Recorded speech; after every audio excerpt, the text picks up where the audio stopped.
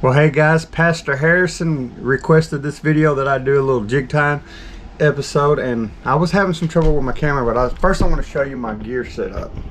So what we got is I got a cheap old jig tire, guys. This is one that actually has this clamp where you can mount it on your trailer, but I built a bracket for it. A nice heavy steel bracket, and I can it's actually stable. I like it like that. But there's a jig I'm working on right there, a foxtail jig. We're doing a foxtail this time. But I was going to show you guys some of my other jigs right quick. So here's the jigs that I'm going to be using for the reservoir that I'm going to be fishing here in January and February. These are tiny jigs, 64th ounce. There is a couple 32nd ounce, but they're really small jigs. And let's see if I can get these up here where you can see them. Some nice jigs right there. Really bright colors because it's going to be really murky water when it's time. Now here's some jigs that I've been tying lately, and I've been catching a lot of fish on them, guys. Here's a red, this is actually a gray squirrel, but it has some red in its tail. Really pretty jig. It's got a hot pink head on there, just some black marker eyes. That tail is pretty awesome.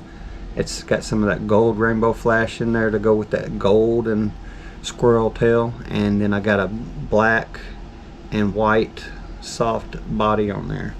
And then here is a deer tail, a buck tail jig that I made, and we're going to be putting this to the use real soon. That's a hot pink body with some silver and gold and green flake in there. A 30-seconds jig head. Oh yeah, this is a size 4 hook, but check out that buck tail. We got white and brown in there, and then that pretty rainbow. That's actually green and gold. It's 1 millimeter wide flash, and I forgot what they call that. It's really tinsel flash, but it is awesome. And here's another jig. We got a marabou feather jig with a little bit of pink flash in the tail, if you can see that. This is a size 4 hook, 30-seconds jig head, painted pearl white, and that same pink body there with some green and gold and blue flash. Here's another one with a real dark maroonish color head on there, 30-seconds with a size 2 hook, some green flash, and if you notice there's some of that hair material in there that's been dyed chartreuse green. Got that hot pink body, size 2 hook. And of course my little golden gray squirrel tail jig. It's pretty awesome. Still got the 3-tone pattern squirrel tail. It's got the white, the black, and the brown. Size 4 hook, 30-seconds jig head. Got some red eyes on there, a nice gold body, and an emerald green head. Pretty awesome jigs right there. These jigs have been catching fish. I've been building them and taking them out there, and they're catching fish every time. Right now I'm working on a foxtail jig. If you notice, it's got the brown, the black, and then the brown again. Here's the tail right here. Foxtail. And I put a little bit of green flash in there so far, but I think I'm going to go with a little more foxtail. I'm going to bulk it up a little bit more. I got this extra little piece here that's not too much, but just enough to give me what I think I want. Now, my jigs hold up really good now because Mr. James told me use a tiny bit of this stuff right here. And I'm just using the Sally Hansen hard as nails. And I'm just putting just a tiny bit on there. And it just locks it in place, so when them fish bite it, I still get them.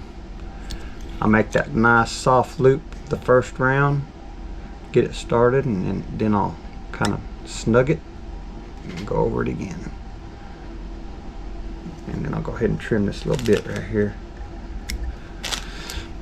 But yeah, I am new at jig tying, but I'm tying my own jigs and catching fish with it, and I'm loving it. It's actually a pretty good little hobby to have on the side. Okay, I like that. I like that. So what we're going to use is either this hot pink That maroon would look pretty good with that. But I think I'm gonna go with the hot pink. It's got that emerald color head on there. That would be a pretty awesome jig right there. So we'll take this and try it. See how it works out. And we just start this right here. Now I don't have the rotary jig, guys. I have one on order. It's coming, but I don't have one yet. But I am gonna get one. That's how new of a jig tire I am. I don't even have all the stuff yet, but I am working on it.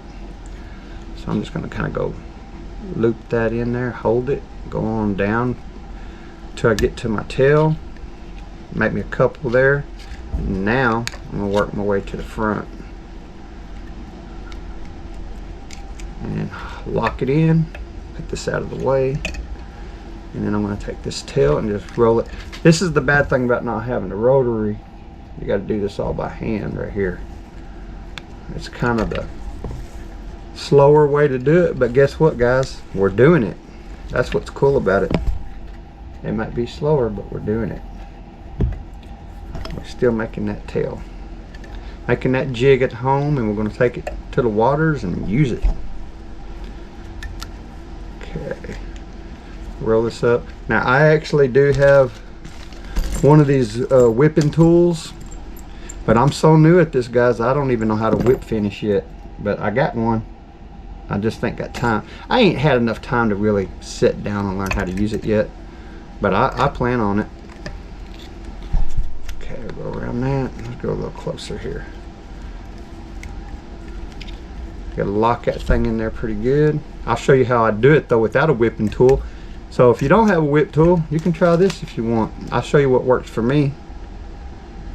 I'm gonna learn how to do the whip finish, but right now I don't do nothing with it.